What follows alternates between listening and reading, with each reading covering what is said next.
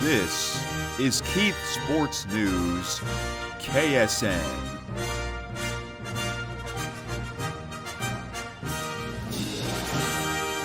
Hey, folks.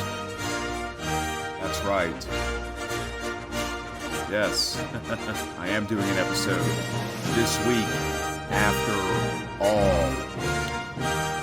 Welcome to KSN, episode 108.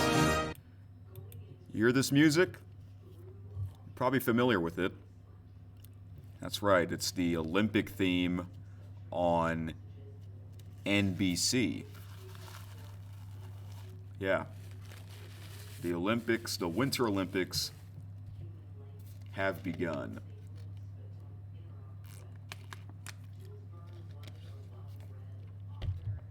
And the shirt that I'm wearing, yeah, let's go, USA. I have a lot of USA shirts, so I'll be wearing those for the Winter Olympics. And if you can't tell, I am actually recording this in the morning. You see the clock behind me? It's almost 9 a.m. Yeah, I normally record these in the middle of the night before I go to sleep, but not this one for once. Well, I have recorded some of the episodes, a few, in the same morning, before I go to work. But last time that happened, it's been a while. So, you're probably wondering, why hasn't there been an episode all week? There wasn't an episode on Monday, Tuesday, Wednesday, and Thursday. Is this just going to be one episode a week? It's already Friday. So I got some explaining to do. So last episode I believe was Friday, a week ago, okay? So I was going to come back usually either Monday or Tuesday. All right, there's a few reasons why this episode has been delayed, okay? First of all, the main thing I'm going to talk about is the Australian Open semifinals and final, okay? I have to talk about that first because that was the biggest event that happened over the weekend, okay? And then I'll preview the Winter Olympics, and then I'll do a separate episode of me previewing the Super Bowl, okay? So that'll be on Sunday morning. Yeah, we're going to have an episode on Sunday morning, all right? I don't know if that's ever happened before. So yeah, okay? Now, the Australian Open, it's not easy. It is not easy to watch this stuff live, okay? Especially if you watch a lot of tennis. I have YouTube TV, and the best part about it is you can record any program, unlimited storage, and that's what I did. However, when you watch something that's pre-recorded or you DVR something and you watch that later, it's not easy to avoid spoilers.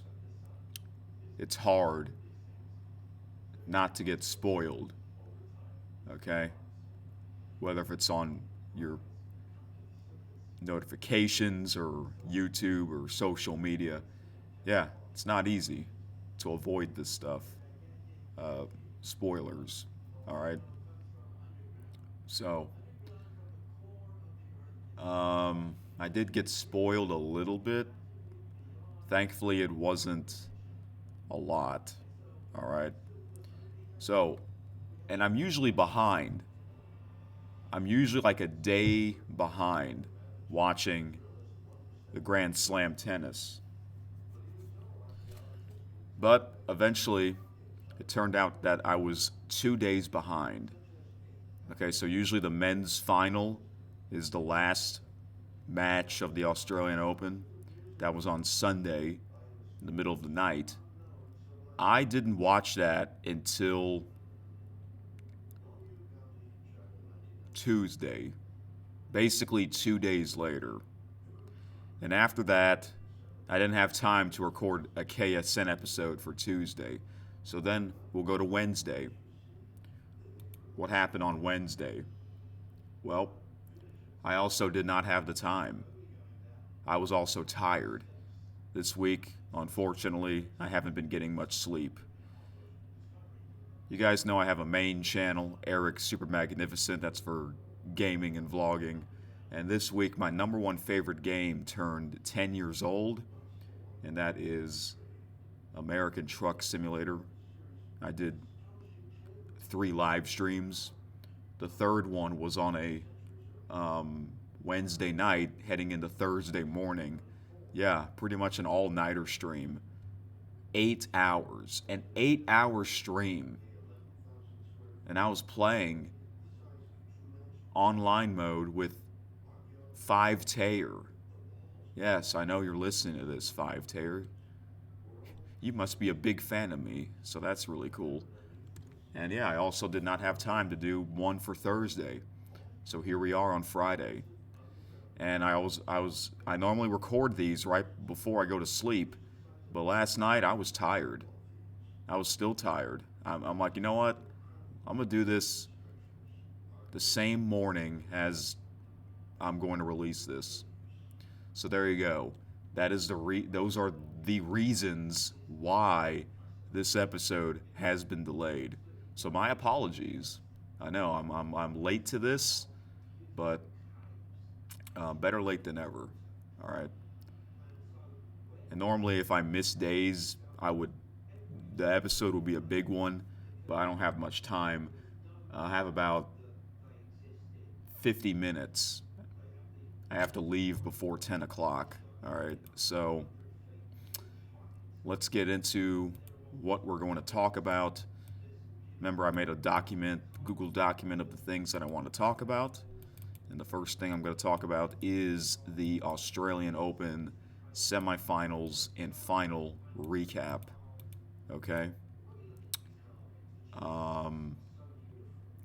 I don't remember. Okay, so semifinals. First, they have the women's semifinals. That was on a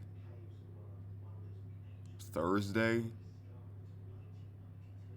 Yeah, it was on a Thursday. So I don't think I talked about this in the last episode. All right. Women's semifinals.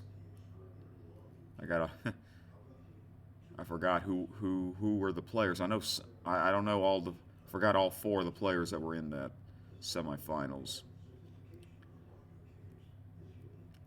Women's semifinals. Okay, so the first one, number 6 seed Jessica Pegula against number 5 seed Aryna Rybakina. That was the first match. That was a interesting match. I know Jessica Pegula is a great player, but I didn't thought she would go this far. But she went to the semifinals. Give her credit. This match, it was great. But the way Elena Rybakina has been playing, I had a feeling she would win that match. And she did. She won this in straight sets, 6-3, 7-6, tiebreaker 9-7. And that tiebreaker was really good. It looked like it was going to go to a third and final set. But Rybakina was able to hold on and win in straight sets. I was like, the way Jessica's been playing, I was like, is she finally going to break the Buffalo curse?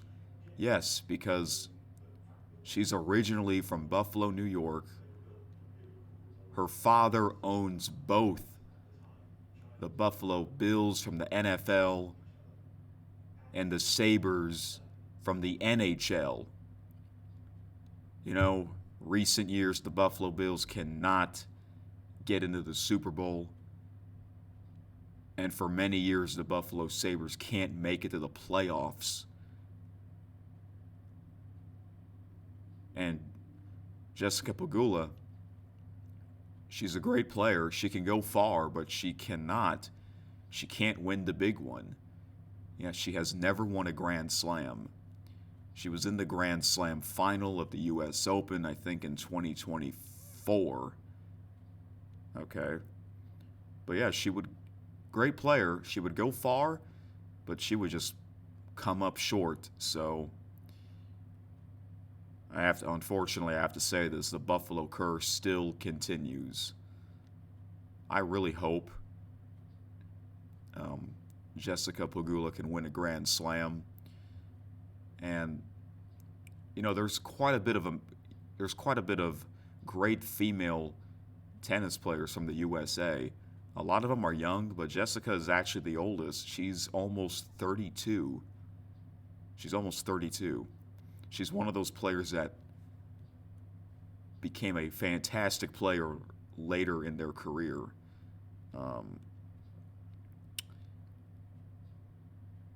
You know, when she played against Amanda Anisimova in the quarterfinals, I liked both players. But I was rooting for Jessica only because she's the older player. Amanda's 24? The same age as me. So, yeah. Man. That was a great match, though. So Rybakina heads to the Australian Open final. The second semifinal match was also an interesting one. Number 1 seed Aryna Sabalenka against number 12 seed Alina Svitolina. And Alina Svitolina is from the Ukraine, and she faced a player from a Belarus player. She refused to shake hands from a player from that country and Russian players because of the certain circumstances of the ongoing war between Russia and Ukraine. It's about to be 4 years since that happened. And I get it. Understandable. I don't think a lot of people thought Svitolina would go this far into the tournament. But Sabalenka was just too good of a player. She won in straight sets, 6-2, 6-3. Not surprised. She was my pick to win the Australian Open before the tournament began. So Sabalenka, in her, fourth consecutive Australian Open final? She won it in 2023, 2024, lost last year's, and back in the finals again. All right. Let's talk about the women's final now. We'll stay on the women's side. Women's final, Aryna Sabalenka against Elena Rybakina.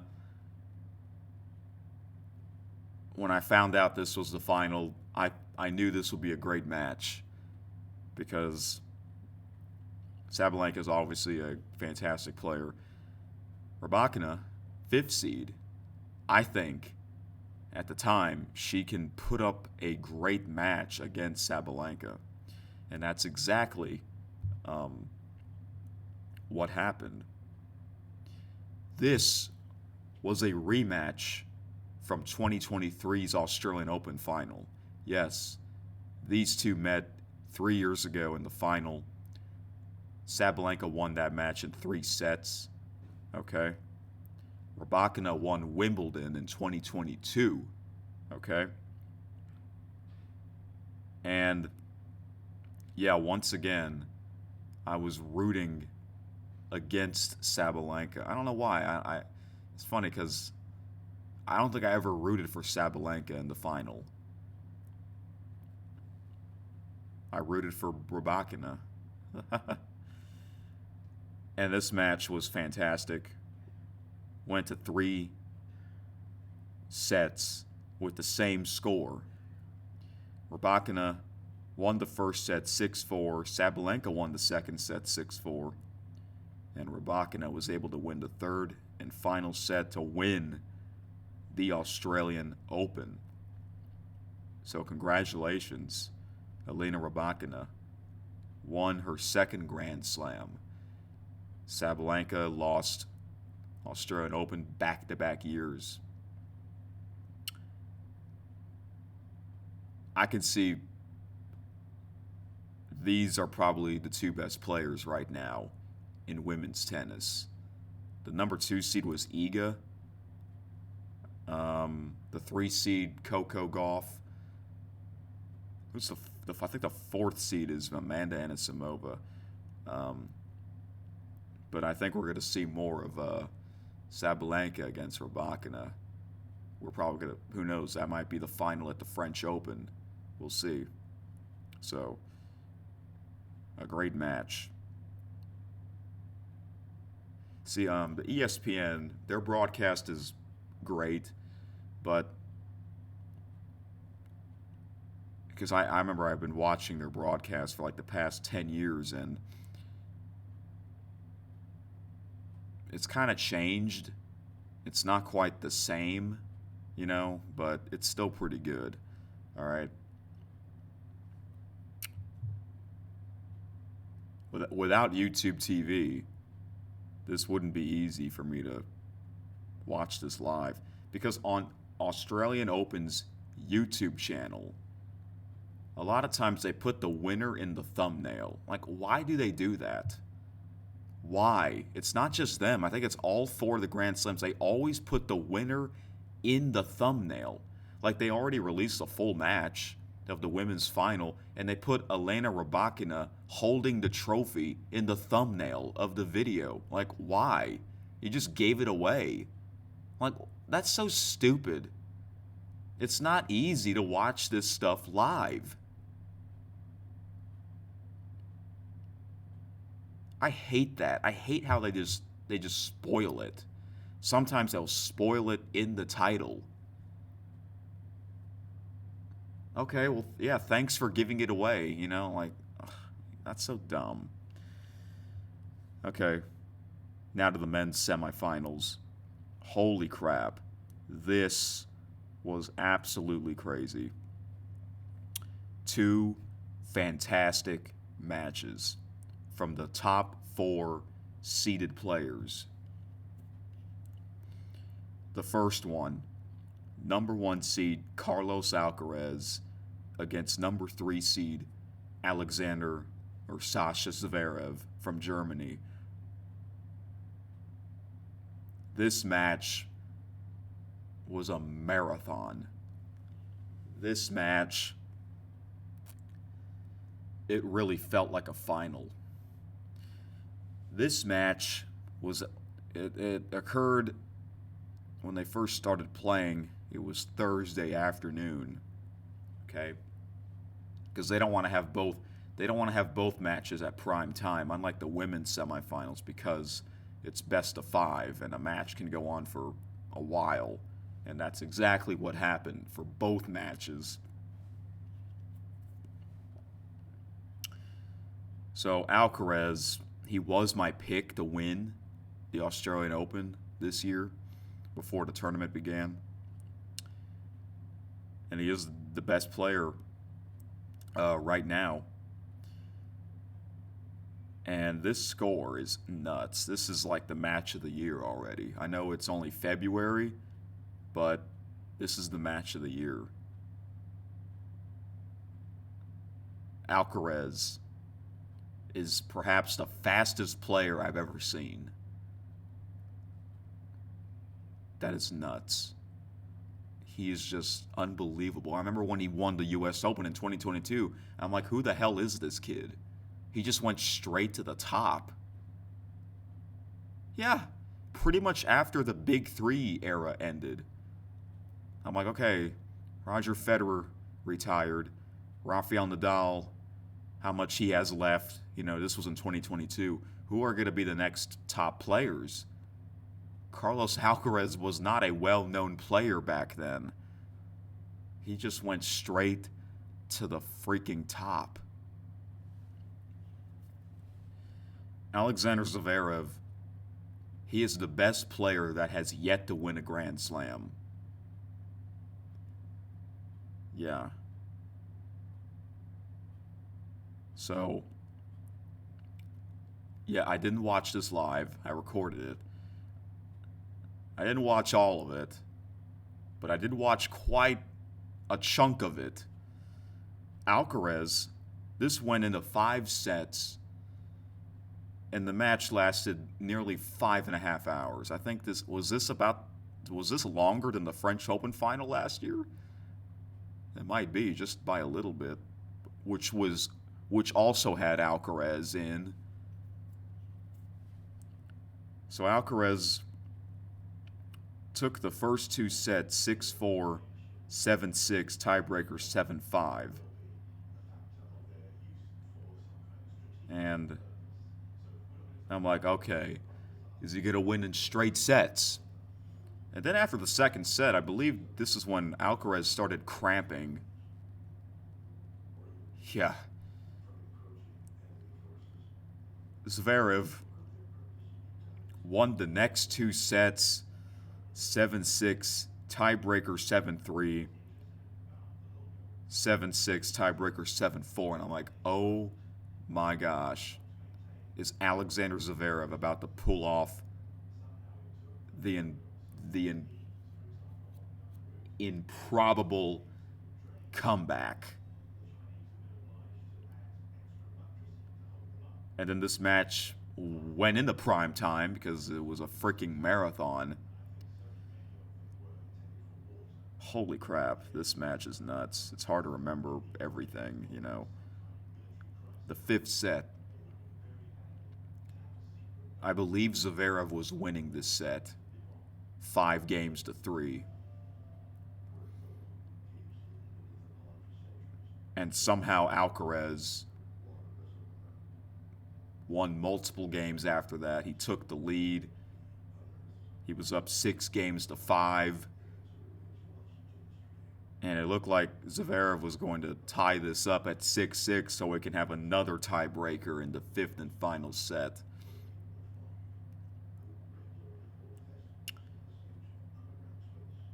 And Carlos freaking Alcaraz doing Carlos Alcaraz things was able to win this match. Final set 7-5. How on earth do these players, how can they play for this long? It's insane.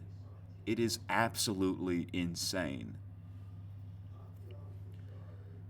I feel bad for Sasha Zverev because he is the best player. Like I said, he is the best player to have yet winning a major. He's never won a major. He's never won a Grand Slam. He's been in a couple of Grand Slam finals. In 2020 U.S. Open, the COVID season, I thought he was in the finals of that, and I thought he would win that match.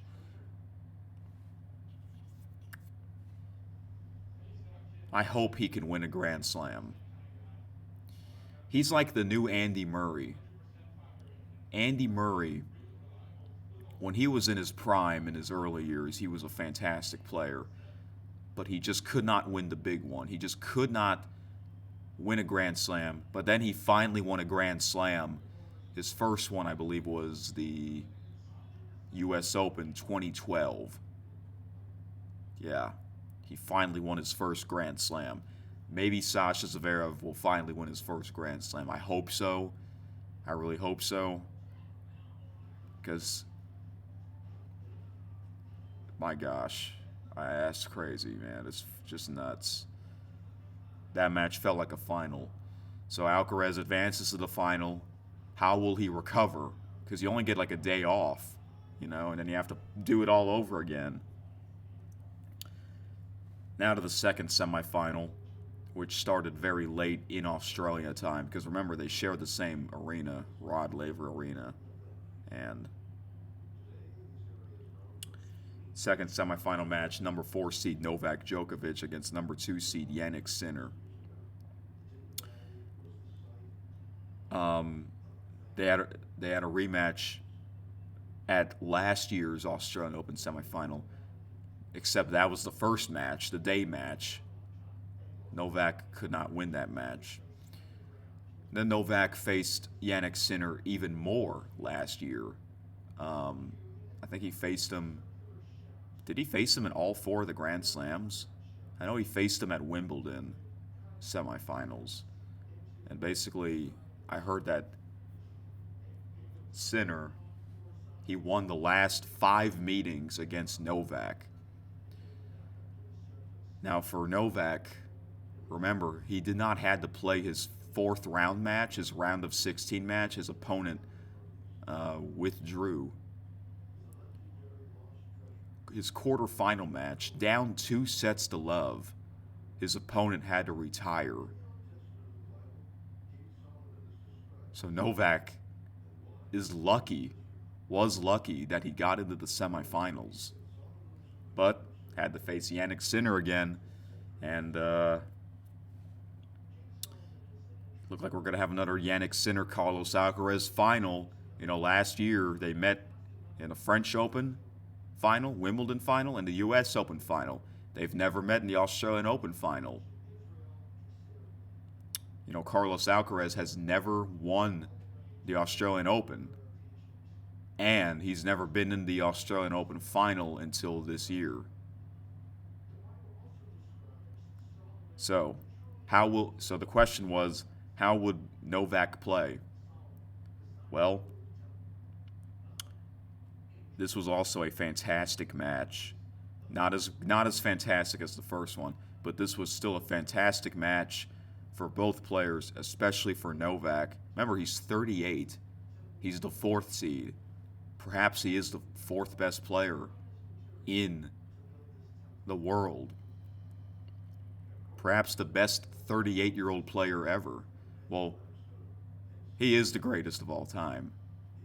The people that don't say that he is, they don't like Novak, unfortunately. Meaning they like Rafael Nadal more, they like Roger Federer more. They like the Fadal rivalry more. So, yeah, they call that the Fadal rivalry. And they call the Jannik Sinner Carlos Alcaraz rivalry Sincares. Yeah, and I didn't know that until I looked that up. I looked up that rivalry.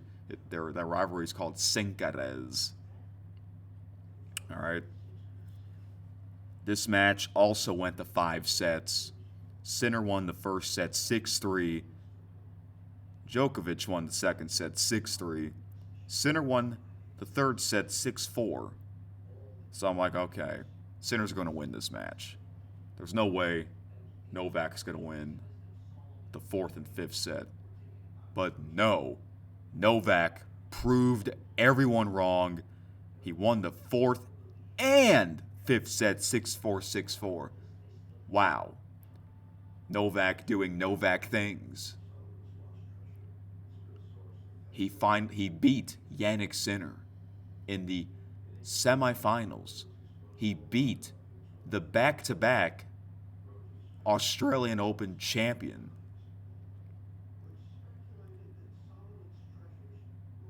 So instead of getting another Sincares final, we got a Carlos Alcaraz Novak Djokovic final. And they had some finals at Wimbledon, and Carlos won both of those. And remember, Novak did beat Carlos a couple of times. Yeah. But this match, Alcaraz against Djokovic, always a must-watch match. And it's interesting how these two players would play after playing a marathon. I was leaning towards Carlos mainly because he's younger. Remember, Carlos is only 22. I mean, you're just getting started. Even though he's done a lot, he has accomplished a lot, you know. So I did pick him to win because I did pick him to win before the tournament began. History was on the line in this match for both players. For Carlos Alcaraz, winning the Australian Open, he would become the youngest player in history to complete the career Grand Slam. What that means is by winning all 4 Grand Slams in your career. There were only 4 other players that have accomplished that in men's tennis. Andre Agassi, okay, Roger Federer, Rafael Nadal, and Novak Djokovic, the big 3. The youngest at the time, I believe, was Rafael Nadal. He was, 24? No, 20. No, he was 22. Yeah. And I heard both Federer and Nadal won the Australian Open on February the 1st at the age of 22. Carlos was looking to do the same. Now for Novak Djokovic, his history on the line is him winning his 25th Grand Slam title. And that has to be why he's still playing. That has to be the main reason why Novak is still playing. I know a lot of players, they don't go on that long, but he's still a fantastic player for his age. And yeah, history was on the line. I was rooting for Novak. I did wanted him to get his 25th Grand Slam. So this match itself, Novak surprisingly won the first set 6-2. I'm like, wow. Okay. Novak won the first set, but that was great for him because if Alcaraz were to win that first set, Novak would have to win the second set. If not, then Novak would be in big trouble. Alcaraz won the second set 6-2, and he won the third set 6-3, so I'm like, uh-oh. Novak has to do pretty much what he had to do against Jannik Sinner again in the semifinals, and that is him by winning sets 4 and 5. The fourth set was close. The fourth set was close. It was kind of like the Alcaraz Zverev 5th set. Maybe not as close as that one. But Alcaraz was able to hang on and win the third set, the fourth set, and to win the Australian Open. Congratulations. Carlos Alcaraz has made history by being the youngest player to complete the career Grand Slam. Wow. He is a 7-time major champion at the age of 22. Wow. That is amazing. You know, when Novak was 22, he only won one major. His first Grand Slam title was 2008 Australian Open. He was 20 years old. And then it took him 3 years for him to win his second Grand Slam title, Australian Open 2011, so he was 23. Yeah, isn't that crazy? The player that has won the most Grand Slams took him 3 years to win his second title after winning his first Grand Slam title. Carlos Alcaraz is already a 7-time Grand Slam champion. This kid is amazing. He is the fastest player I've ever seen. Novak is probably the greatest athlete I've ever seen. So, What an Australian Open. This was a great Australian Open. I enjoyed it. It is my number one favorite Grand Slam. So I hope Alexander Zverev wins a Grand Slam title, and I hope Novak can win his 25th Grand Slam title. But it's not going to be easy, obviously, when Carlos Alcaraz and Jannik Sinner are in the way. But the semifinals featured the 4 top seeded players. They are all winners. All 4 of these players are winners. The first semifinal match was about 5.5 hours. The second one was a little over 4 hours. So it was 2 matches in 9.5 hours. My clock says 9:30. Yeah, 2 matches in 9.5 hours. The fans got their money's worth. Seriously. Just amazing. Excuse me. And I listened to Holding Court with Patrick McEnroe. His show is on once a week, Saturday morning. So it was after the women's final ended. He didn't talk much about the women's final. He had to talk more about the men's semifinals and, of course, previewing the finals. I really like his show. Perhaps, to me, that's like the best 1-hour sports show. My number one favorite 1-hour sports show. It's only once a week. I wish his show is either 2 hours every Saturday or have another 1-hour show on Wednesday.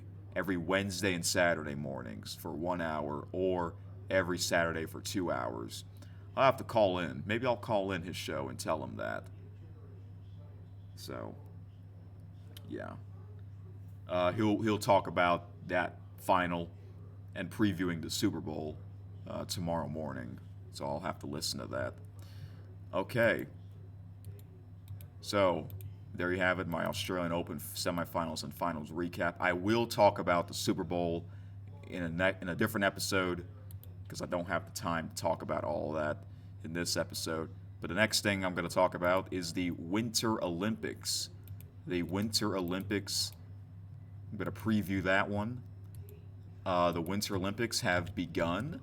It started, I think, 2 days ago with mainly mixed doubles curling.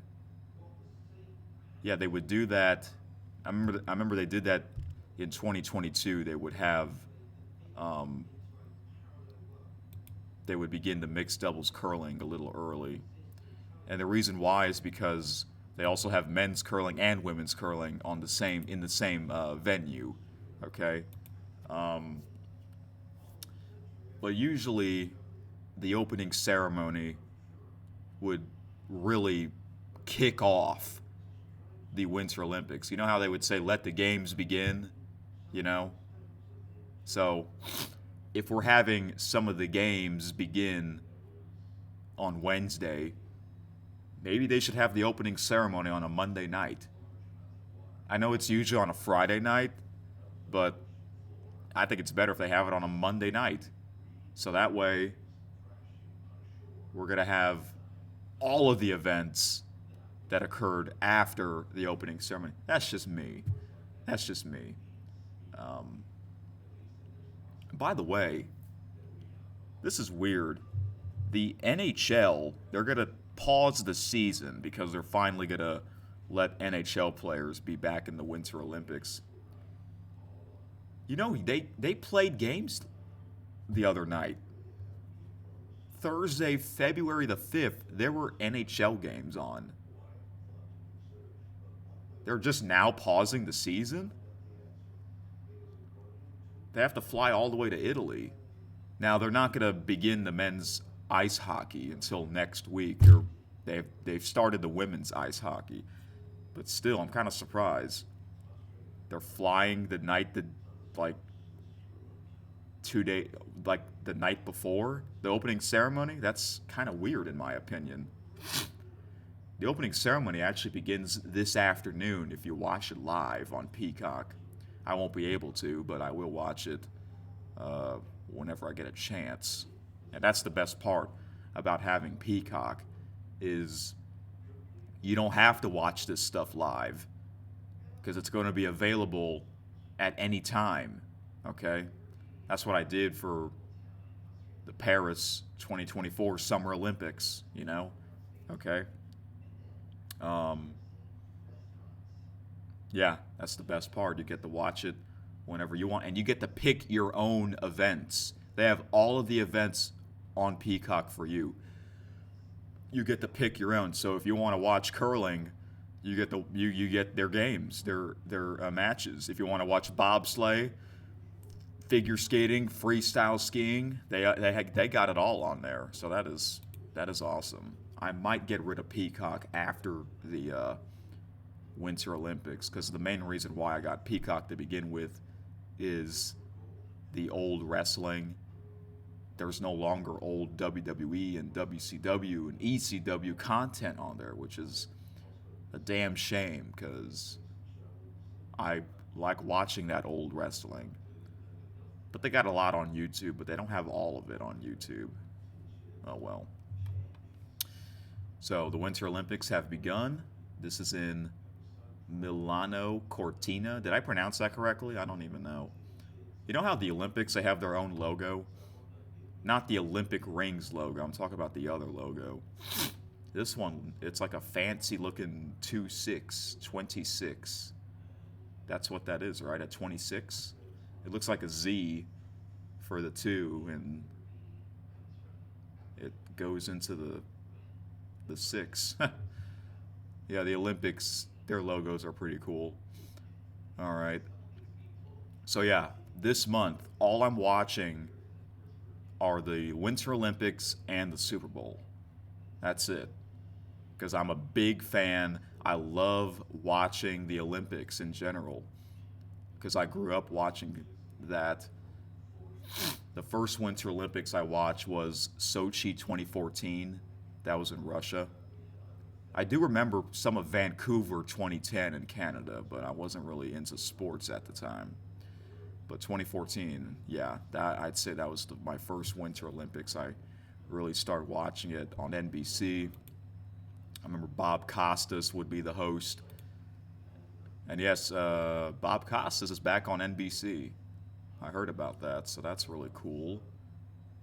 But he'll be back for MLB on NBC. Yeah, he used to be the announcer on MLB on NBC, as well as the NBA on NBC. This is NBC's biggest year ever. You got the Winter Olympics, they got the Super Bowl, they got the NBA, and they're bringing back MLB, Sunday Night Baseball. Wow, that's crazy. Which means this is also Mike Tirico's biggest year. Is he going to be at the opening ceremony? Because he usually is at the opening ceremony. But he's also going to be the announcer for the Super Bowl. So is he going to be at the opening ceremony and then fly all the way to San Francisco for the Super Bowl? Or is he already in San Francisco waiting for the Super Bowl? If that's the case, I wonder who's going to be the host of the opening ceremony on NBC. I don't know. Because really, Mike Tirico, he's like the only one I can think of that's the big NBC personality on for NBC Sports. It really used to be Bob Costas, you know. All right. So here we go. I'm gonna try and watch all of these events. Which is not easy. Although the Summer Olympics, there's a lot more. There's a lot more. Which makes it more difficult to watch those events. So, here are all the events. A lot of these are extreme: alpine skiing, biathlon, bobsleigh, cross-country skiing, curling, figure skating, freestyle skiing, ice hockey, luge, Nordic combined, short track speed skating, skeleton, ski jumping, ski mountaineering, snowboarding and speed skating. Huh? Is that a new event? Ski mountaineering? I actually never heard of that one. I don't know. It'll be interesting to watch that. A lot of these are extreme, and since I grew up watching this, I also grew up playing Mario and Sonic at the Olympic Games, the video game, and I remember I did a series of Sochi 2014 on my main channel, and I did 2 live streams of me playing Vancouver 2010. Yeah. So, yeah, it's pretty fun. Let's see. There will be a lot of countries. Here are the countries. Can I pronounce these? Albania, Albania, and then it tells you how many athletes are in these. They're in alphabetical order. Albania 4 athletes, Andorra 7, Argentina 8, Armenia 5. Never heard of that country. Australia 54, Austria 117, Azerbaijan 2. Never heard of that country. This is how I got into country flags, by watching a lot of the Olympics and tennis. Yeah. Hey, my favorite part about the opening ceremony is the athletes parade. They'll have the countries coming out. It's really cool. Belgium 30, Benin 1, Bolivia 1, Bosnia and Herzegovina 5, Brazil 15, Bulgaria 20, Canada 210. Yeah, they have a lot of Canadian athletes. Chile 4, China 126, Colombia 1, Croatia 14, Cyprus 2, Czech Republic 114, Denmark 39, Ecuador 1, Eritrea 1, Estonia 32, Finland 103, France 162, Georgia 8, Germany 189, Great Britain 55, Greece 5, Guinea-Bissau 1. I'm looking on Wikipedia.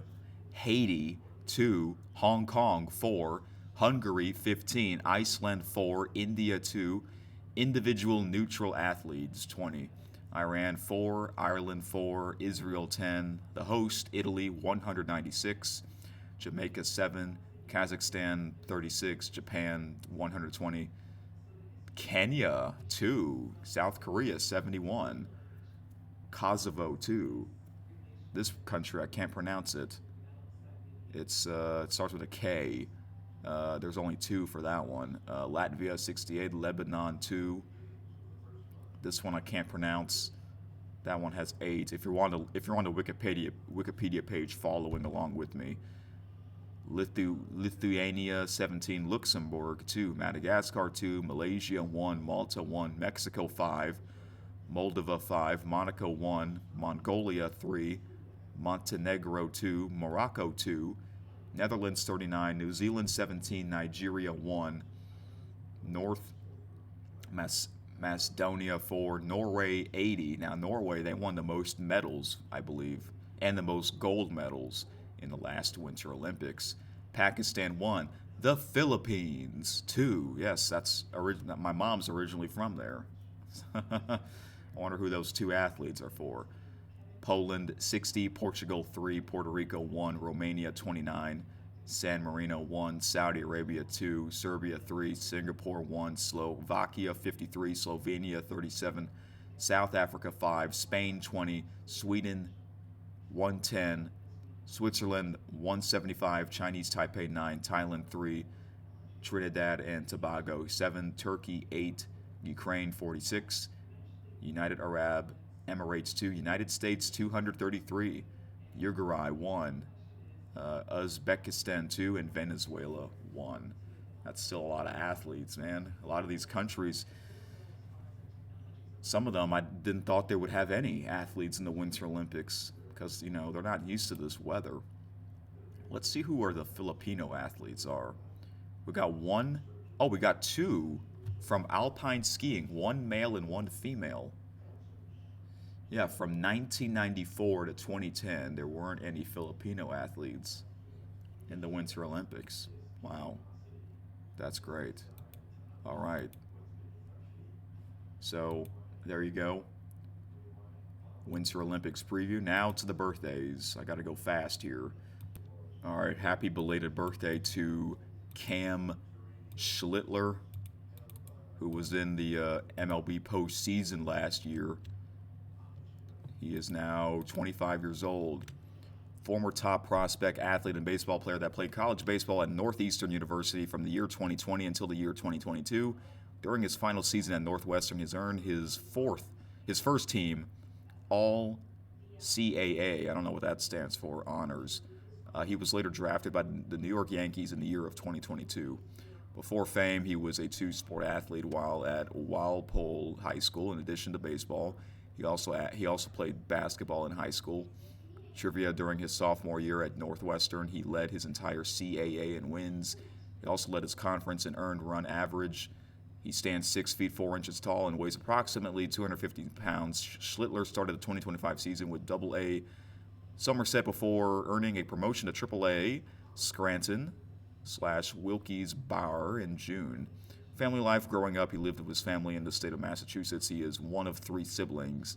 Associated with, he played alongside Aaron Judge as a member of the New York Yankees during the 2025 MLB regular season. So what I remember is that he was in the postseason for the Yankees, and wow, he's a fantastic player, and I assume he'll be back this year. And people make fun of his last name. They call him Cam Schlittler.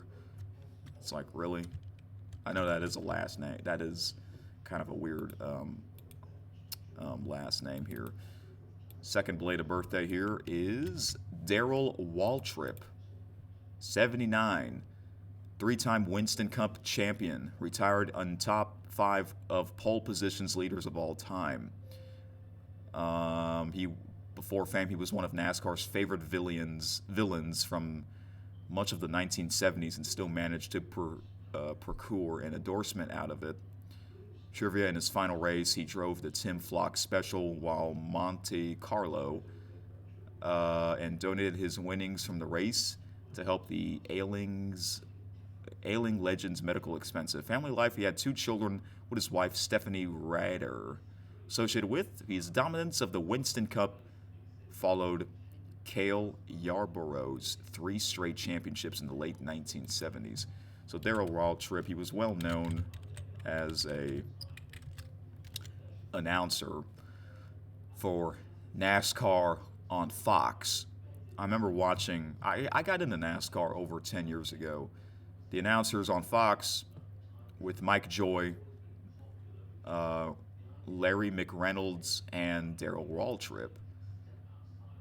Oh, Waltrip was featured in the Cars films, Disney Pixar. But he has a son named Michael Waltrip, who was also a former professional stock car racing driver. I don't know if Michael is still on Fox for NASCAR, because I don't really watch NASCAR anymore. But I remember those years when I would see them on Fox on the air. And yeah, now Mike Joy is still calling NASCAR, right? I know the Daytona 500 is coming up, which is usually the Sunday after the Super Bowl. And happy birthday to one of the most popular athletes in the world, Cristiano Ronaldo, soccer player. One of the top soccer players in the world, he rose to fame as a forward for Real Madrid after being acquired from Manchester United for a $131.6 million transfer fee in 2009. He became captain of the Portuguese national team in 2008 and received the Ballon d'Or in 2008, 2013, 2014, 2016, and 2017. In 2018, he signed with Juventus. He was signed to return to Manchester United in 2021 up to 2022 when he would join the. Is this is it A-L or A-I? Because you know how the capital I and the L, they look similar? Nassar FC. Before fame, his full name is Cristiano Ronaldo dos Santos Aveiro. He was named Ronaldo in honor of Ronald Reagan. Oh. Ronald Reagan, the former U.S. president. I didn't know that. His father's favorite actor.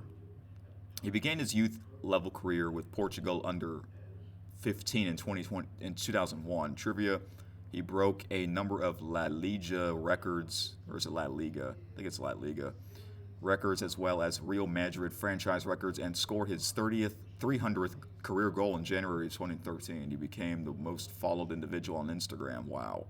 Earning over 670 million followers. In 2022, he became the first man to score in 5 different World Cups.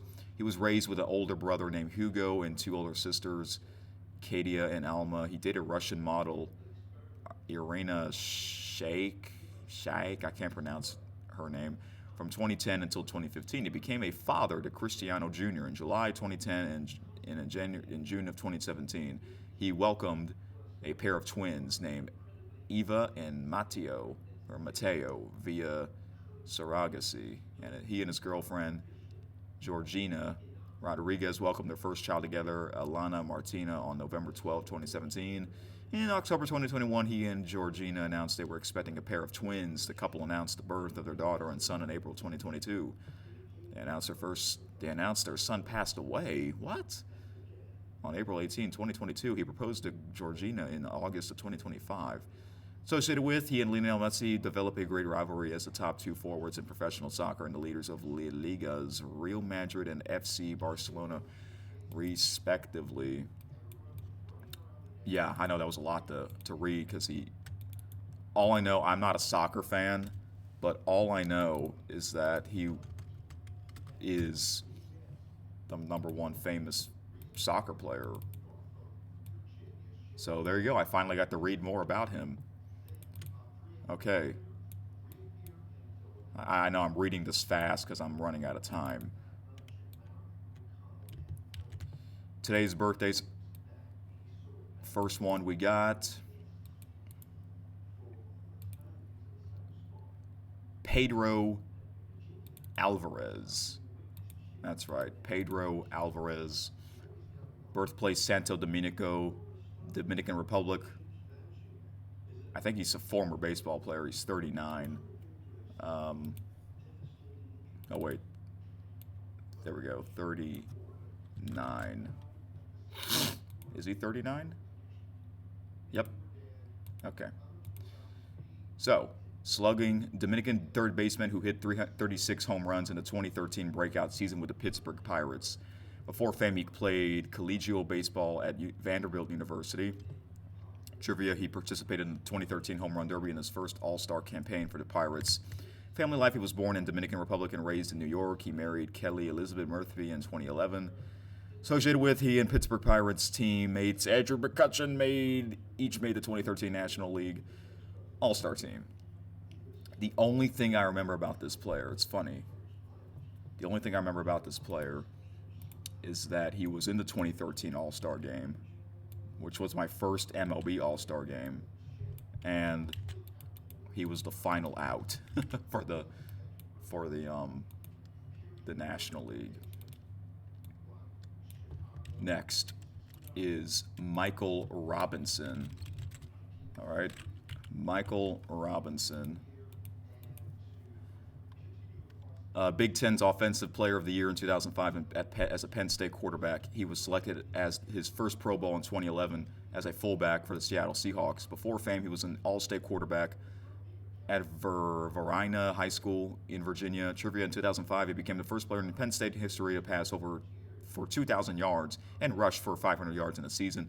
Family life: he was born and raised in Richmond, Virginia. Associated with, he played under head coach Joe Paterno at Penn State. I believe Michael Robinson is now a TV guy. That's how I remember his name. Is he on NFL Network? He might be.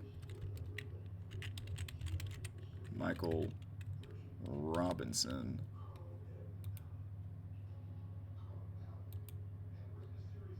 So he did play for the Seahawks. Oh, he's going to watch his former team in the Super Bowl. Oh, he did win Super Bowl 48 with the Seahawks. Okay, yes, he is on the NFL Network.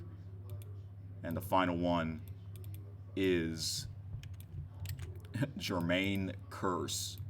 That's right. Jermaine Kearse, who used to play with the Seahawks. How old is he? 36. Wide receiver who made his NFL debut in 2012 for the Seattle Seahawks and helped them win Super Bowl 48 in 2014. In 2017, he joined the New York Jets. Okay, I never knew that. Before fame, he had a successful career at the University of Washington, where he was a two-time second-team All-Pac-10 selection. Trivia, he finished his college career in the top 3 receptions, receiving yards, and receiving touchdowns in Washington Huskies history. Family life, he was born to David and Angelica Kearse and married Marisa Ventura in 2015.